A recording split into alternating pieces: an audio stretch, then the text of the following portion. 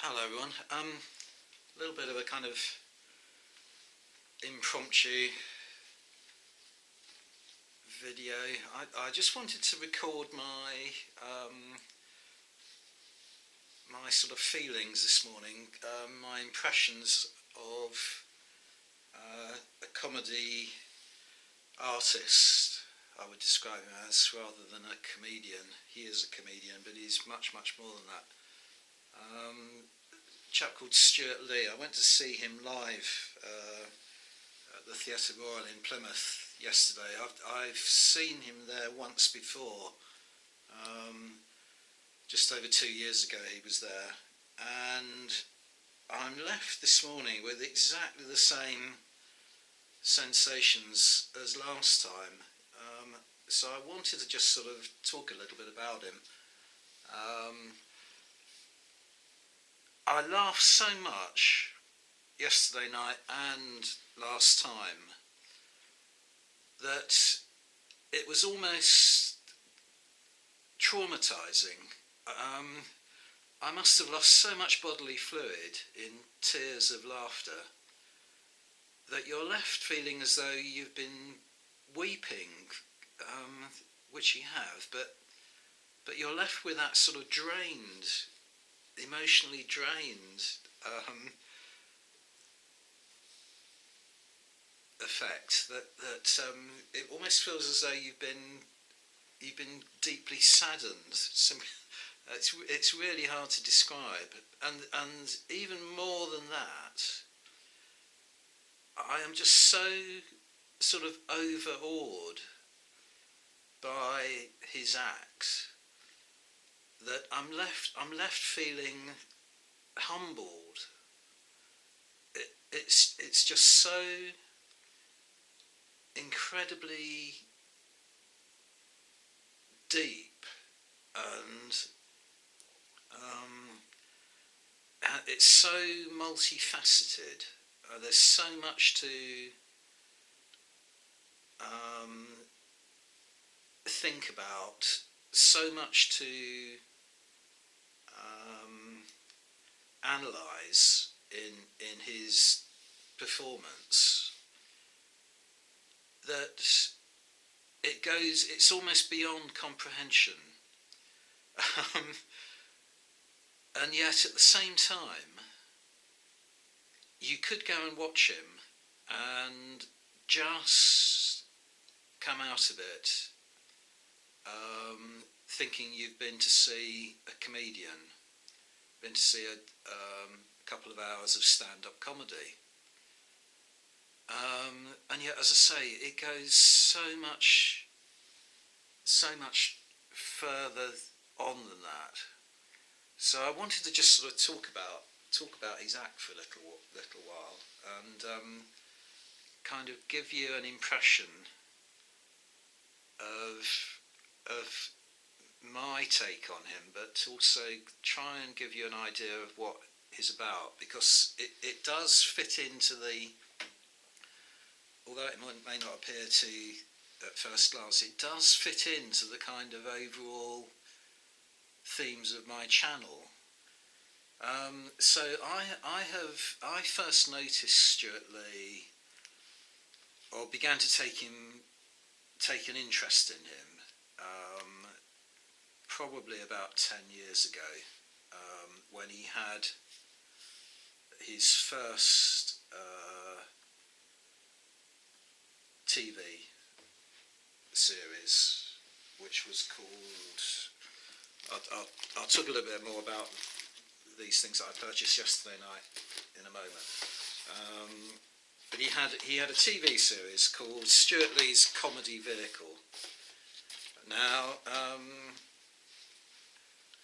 it was on the BBC, and they commissioned 2 series of this, his comedy vehicle, and then they dropped it.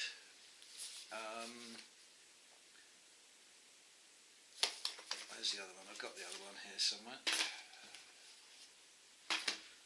There's series 2 of the comedy vehicle. In the meantime, so the BBC dropped it, but in the meantime, he had been bringing out, I don't remember the order of these, but he had been bringing out DVDs of his stage act as he toured the country. I can't remember when it was, but he was infamous for Jerry Springer the Opera, which he part wrote, and that raised an absolute storm, howls of protest from sort of fundamentalist Christian. See if I can find a date on it.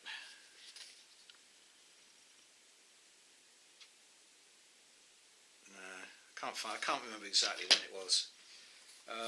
So in his stage act, he did respond in quite a kind of bitter and extremely blasphemous way. I have got that DVD somewhere. So anyway, he was becoming well known on the comedy circuit and bringing out DVDs of his own, other than the fact that he'd had this dropped comedy vehicle on the BBC.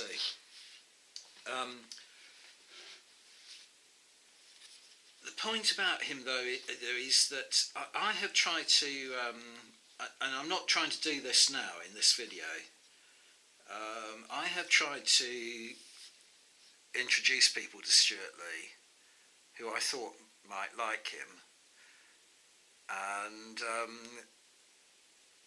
I've been surprised sometimes that people dislike him.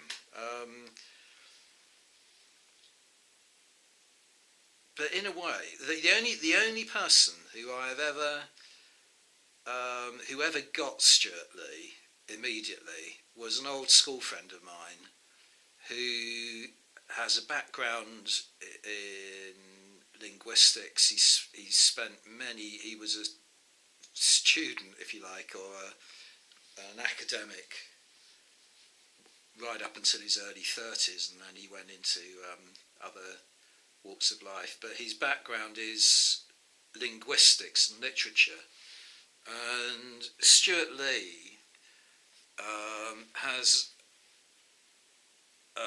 a similar kind of academic background. He never stayed on at university, but he has a degree in English literature, I think it is, from Oxford University. Working class, went to Oxford University, has a background in English literature, and his comedy is actually highly intellectualised, whilst at the same time, as I say, being a kind of comedy act that anyone could approach. You don't need to be an intellectual in order to enjoy his comedy, but you definitely do have to be.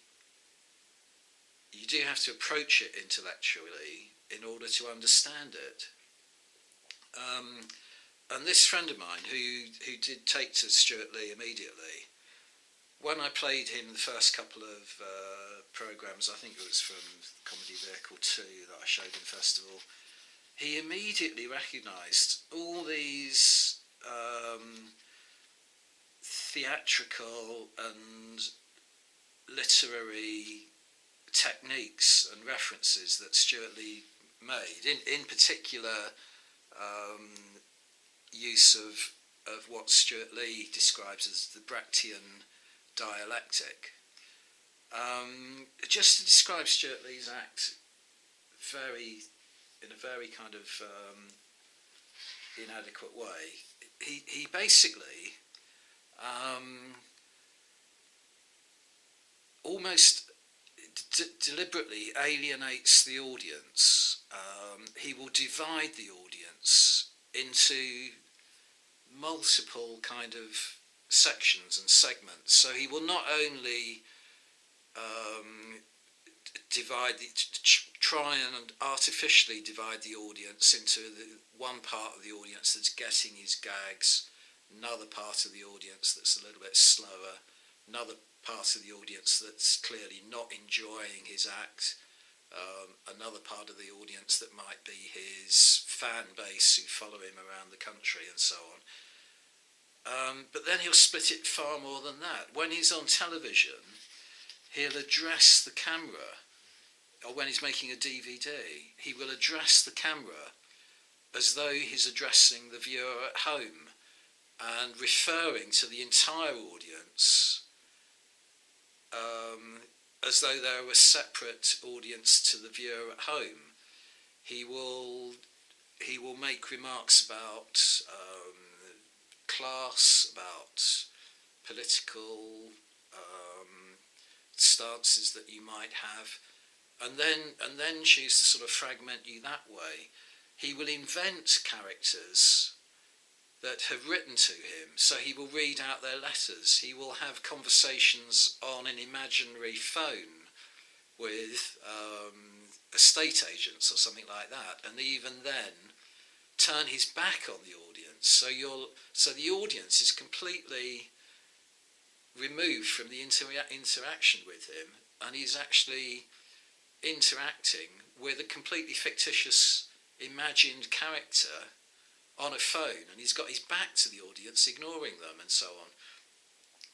So he completely split and divide the audience, and at the same time he will be, although he has got gags and jokes in his act like a normal stand-up comedian, he will completely destructure his act. So he will analyse it for you. He will break it down and explain his techniques. He will explain things like fallbacks and pullback and reveals, and how he will tell you how the jokes work as he's telling you them. He will analyse the structure of his own act and tell you what to expect at certain points, and tell you the surprises that are going to come up, tell you the twists in his act and how the whole thing is really carefully structured. And it's really hard to kind of appreciate that that's happening, because his whole act appears to be completely spontaneous. You can see here that he one of the common themes, and he did it again last night, it's to write his bullet points for his act on his wrist in case he forgets them. He hasn't forgotten them at all. It's just a charade in a way, because if you listen to his DVDs of his performances, or even yesterday in his performance, he will reveal to you that he's got the act off word perfect almost. And then he will even demonstrate how, if he's heckled, he will make a riposte or a put down to that heckle, but then tell you that the heckle was extremely useful because it gives the illusion of spontaneity to his act. So you appear to be listening to a spontaneous act, but you're not. You're listening to something that is very carefully scripted and structured. And he's taking advantage of the heckles, which of course aren't scripted and are completely random. He's taking advantage of the heckles to sew them into his act, to make it appear as though the act is spontaneous. And he will actually tell you he's doing it at the time. So it's a very kind of what he describes as metatextual. So it's meta comedy. It's comedy for comedians. But as I say, I've never been able to really persuade many people to enjoy him, and that in itself is part of his allure. He's a popular comedian, but his popularity rests on the fact that you are the only person that imagines has discovered him. If everybody that I introduced him to liked him, there's a good possibility that my admiration for him might diminish. He's kind of appealing to your elitism. He's appealing to your kind of intellectual vanity, as it were, because for every person that doesn't like him, you just think, well, that makes me even more special. That means I've got a kind of closer relationship to him. And the point I'm trying to make about his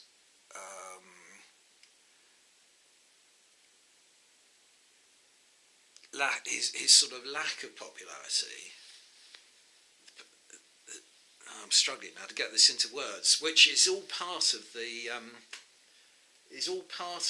reason I just feel completely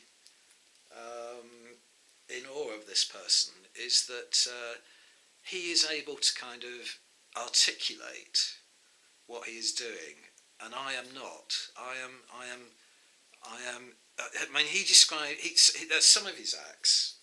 He has sort of said, some of you are going to go home tonight, and you will have no idea. Some of you will get these jokes on your way home. Some of you will get what this act is about, but some of you will go home and you will never understand my act. And he even described the audience yesterday as Devon pigs in a trough, that he was standing godlike in front of us, pulling all the strings and manipulating the audience and showing how he was doing it. And this is really why it fits into my theme for my channel, that he really is, he really does fall into the category of a kind of charismatic public speaker, demagogue almost. He understands the crowd. He can reduce the crowd to kind of hysterics. He doesn't stir them up in the way that some dictators and public orators would have done in history. But he is demonstrating exactly that same ability. And on top of that, his work goes beyond comedy. It is art. It is an art form. And he is describing current society, contemporary society. So there is a sort of theme in this of his comedy will stand the test of time.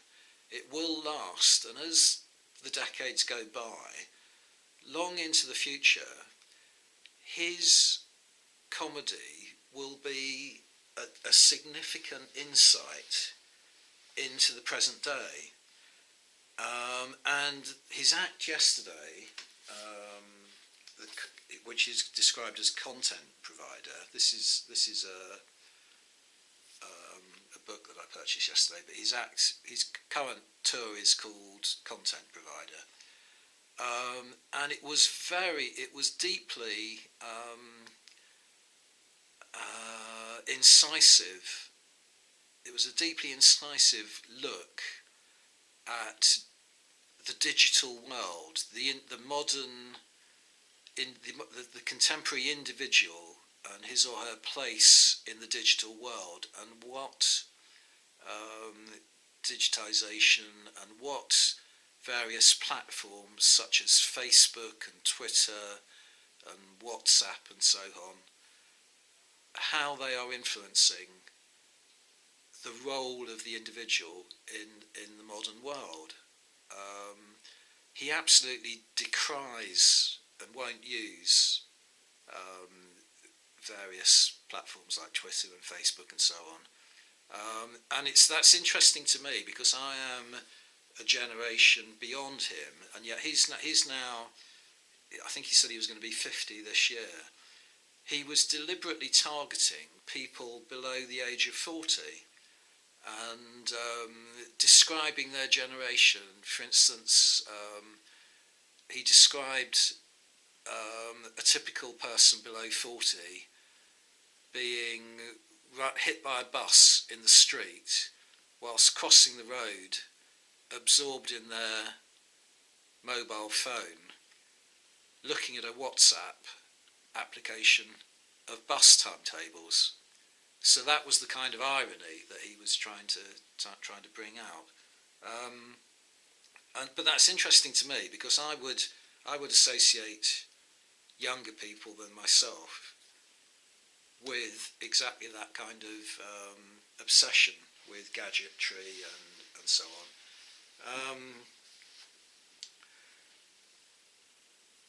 He had one little secret. So, for instance, at times I was kind of the target in a way that I identified myself with groups that he was throwing scorn on.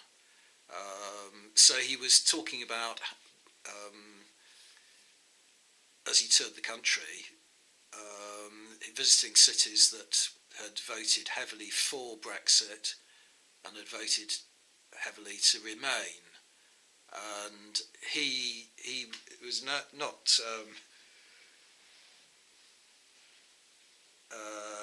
he was not shy of stating his own kind of political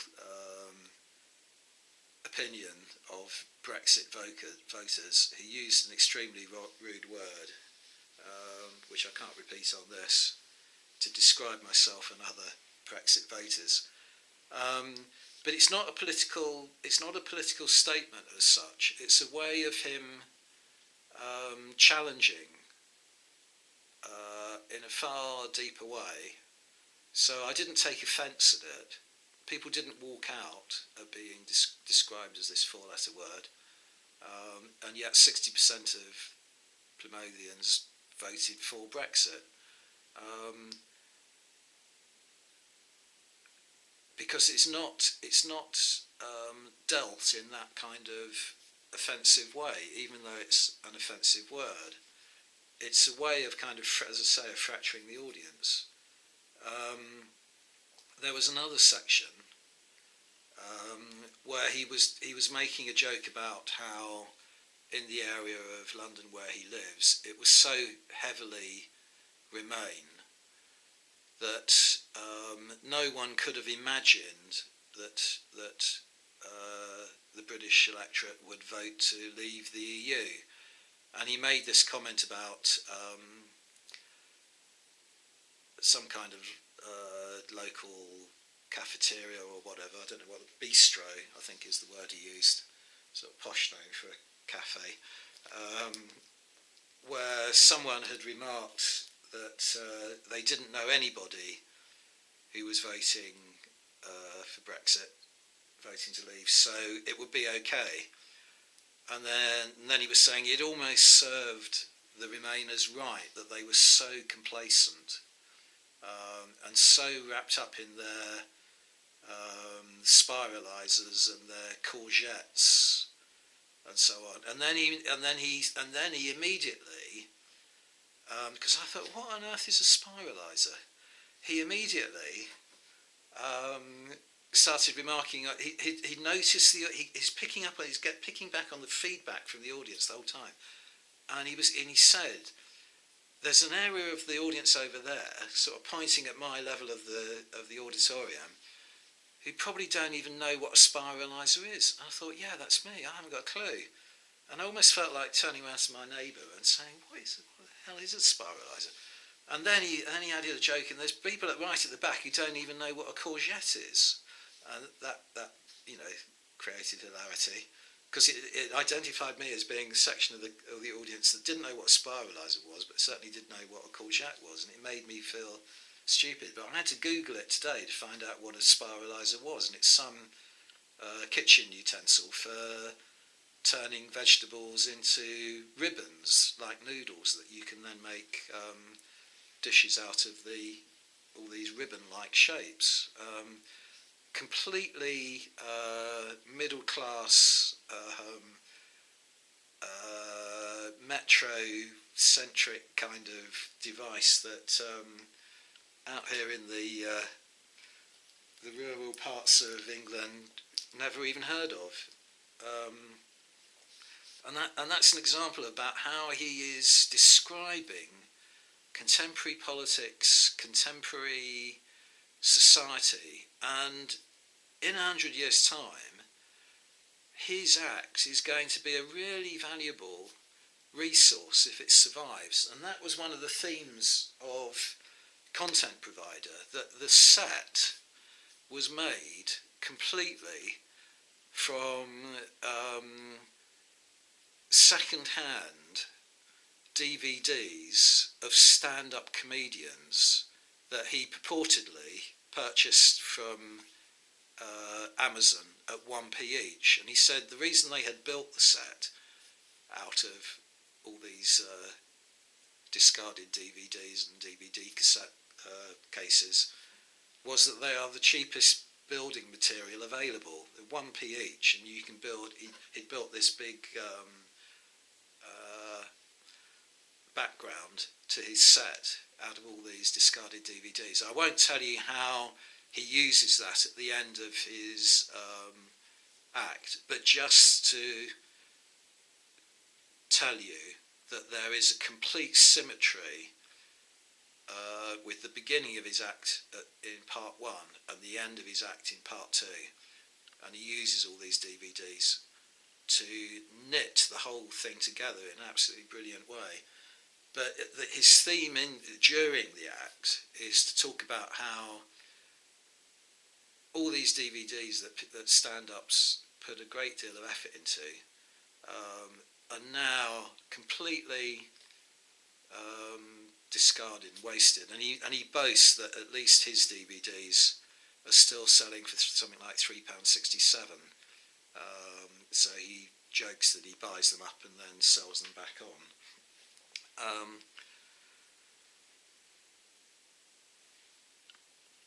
I think I'll wind up in a minute because I've been going. But that is the point, really. That it's got he kind of covers lots of themes that I'm trying to do in my channel about digitisation, about archiving of material,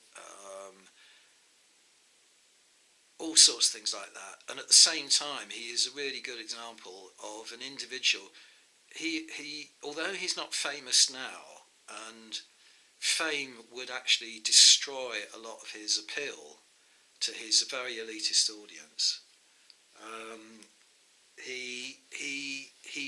I'm sure he is going to be remembered for decades to come, if not centuries to come, and be a significant kind of reference material for historians of the future. So anyway, just to wind up, I purchased, I forgot to say that the BBC brought back Comedy Vehicle. So there was Comedy Vehicle 3 and then Comedy Vehicle 4 that I purchased yesterday. Got his signature to Ralph Stewart Lee on that one. And then dropped it again. And he's so disparaging about this because, as he says, it is quality. He's not shy of boasting about the quality of his work. It is so cheap to produce, high-end quality, intellectual stuff, but also entertaining. And the BBC keep dropping. There was supposed to be a fifth series of Comedy Vehicle, and they dropped it again. And this almost gets back to, although I'm not sort of trying to promote my own videos, but this this gets back again to the BBC's slow and steady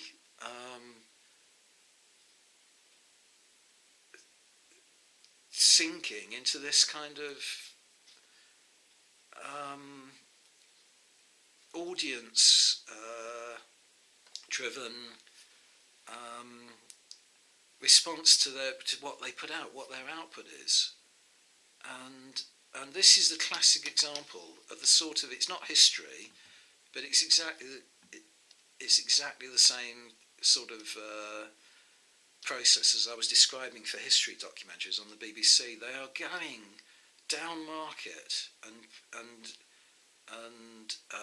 playing to the lowest common denominators rather than trying to maintain this high end quality of output. So anyway, I bought that. I bought the book, his latest book, and again, I've got his signature in there, to Ralph Stewart Lee, so I will treasure that. Another funny, I'll read you some of the reviews on this, because another one of the hilarious things he does is to put all the kind of really negative reviews on his flyers for his stage performances and his books and things. So on the front page, he's got from the Daily Telegraph critique of his work: Stewart Lee is not funny and has nothing to say. And that he wears those kind of those remarks as a badge of honour, almost, as I say, because in order to find him funny, you have to find the fact that most people don't find him funny, and that makes his act even more hilarious. It's not the sort of Emperor's New Clothes where he's not wearing any clothes. It's kind of the opposite of that. But at the same time, it is that, and it makes it all the more funny, and that's what he displays. And there's another one. I'll read you this from Alan Moore of the New York Times. The hostile below-the-line comments from Lee's online readership are almost as funny as the columns and essays they're vilifying, and so way to explaining this brave and doomed comedian's innovative technique of spraying his own audience with caustic bile. And that's exactly the point about him. Gone on a long time talking about this, and I haven't really satisfactorily described his acts or my appreciation of him, but that just proves my point. And also got this, they gave me this as a freebie. They were going to give me Jerry Springer the Opera, but I already had that. So they've given me a CD recording of Indeterminacy by John Cage, which is read by Stewart Lee. So you can see from that how he slips over into the very definitely into the artistically appreciated end of the spectrum, that is appreciated by comedians. As I say, he's a comedian's comedian because they recognise his techniques, they recognise his skill. On the back of this book here, there's also a remark from Grayson Perry, who's another, you would know his name if you lived in the UK, a notable contemporary artist who just describes Stewart Lee as a true genius of comedy, and he is. And I hope that I haven't persuaded too many of you to like and admire him, because, as I say, it's all about intellectual snobbery.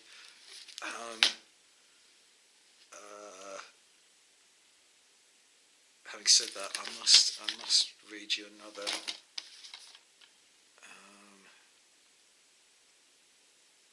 Can't find it, but there's another. Someone else has vilified him as belonging to sort of Oxbridge intellectual mafia, and that is exactly the point.